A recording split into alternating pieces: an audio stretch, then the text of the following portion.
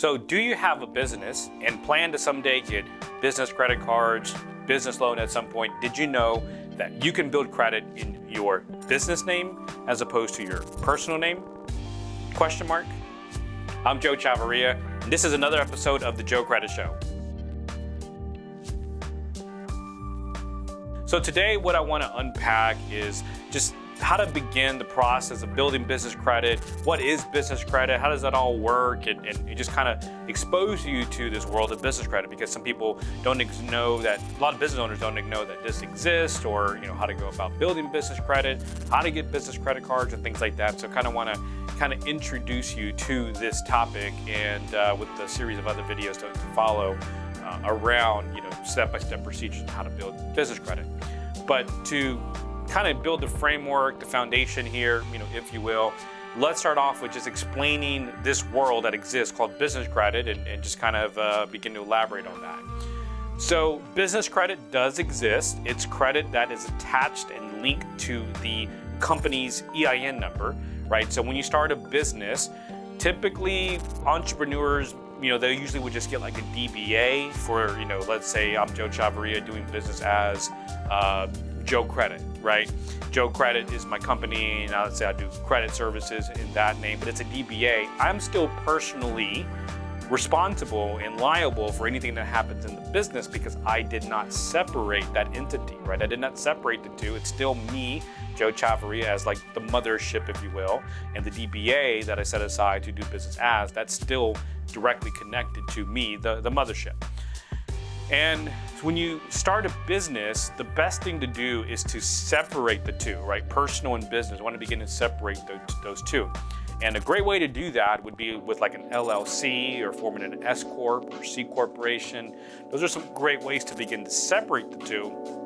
And when you file for your LLC, you file for your entity registration with the state that you're in. Generally, there are services out there that will also provide you or help you get your EIN number. Those that do not, you can just go to irs.gov and be able to get your EIN number. So your EIN number, which stands for Employer Identification Number, this is also known as your tax ID number. It's basically going to be like 2 digits in a series, I want to say, of 7 digits, very similar to a social security number, which is 2 digits first, dash 7 digits after that, or it's 5 digits. I always forget because I don't remember my EIN number by top of my head. Social security number, remember that top of my head, but EIN number usually don't, and I got like 5 different EIN numbers. But anyway, so when you're building business credit is attached and linked to your EIN number, and that EIN number belongs to your entity, right? Your LLC, your S Corp, whatever it is.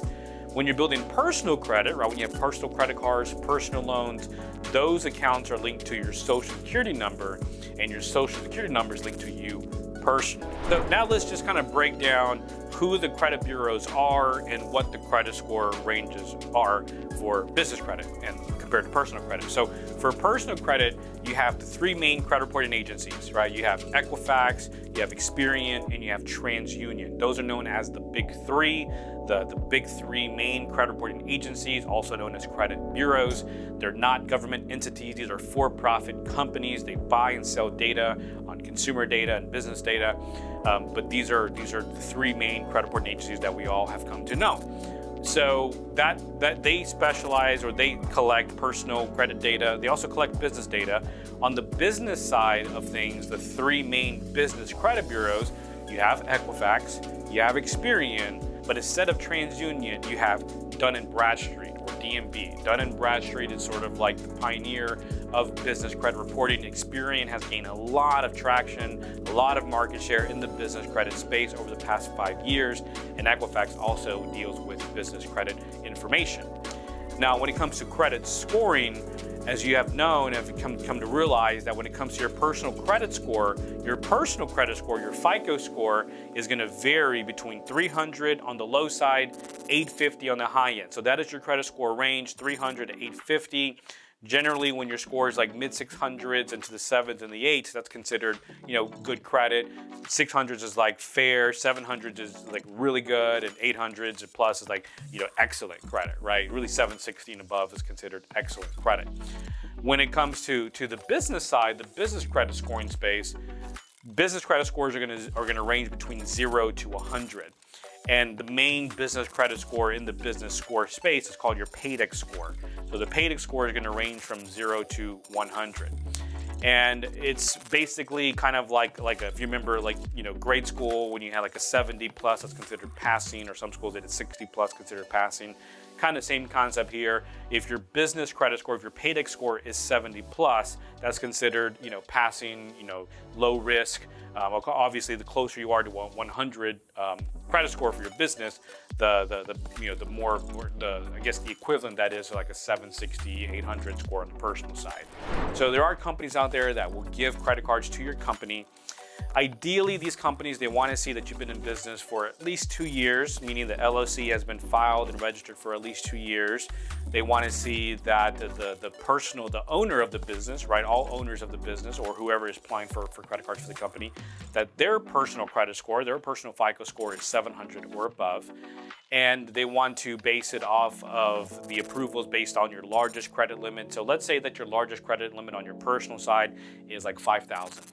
Generally, these business credit lenders, what they'll do is they'll do 3 to 5 times your largest credit limit in the form of approvals for your business. So if your largest one is, let's just say it's $5,000 on the personal side, then you could be looking at 15, maybe 25 grand in the form of business credit cards, maybe a couple different business credit cards, a couple $10,000 limits, maybe a couple $5,000 limit business credit cards. And depending on how long you've been in business, that will determine, will these accounts report to the business credit bureaus only, or will some of these report to personal and business, or will some of them only report to personal only, right? So you can get business credit cards, and even if you're pre-revenue, even if you're just getting started, you can get business credit cards with large limits. A lot of them just depends on your personal credit report.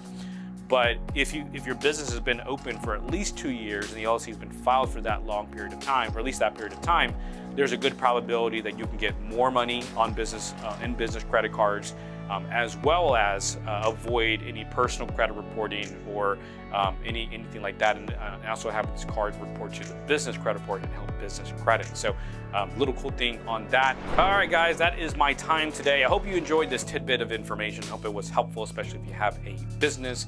If you liked this video, if you found this information helpful, give me a thumbs up. Really do appreciate that. Also, if you have any questions, drop them in the comment section below. Don't forget to subscribe. If you want to learn more about building credit or repairing your credit, check out the link in my bio to be able to do that. Again, it's Joe Chavarria here. This has been another episode of the Joe Credit Show. I'll see you guys in the next one. Take care.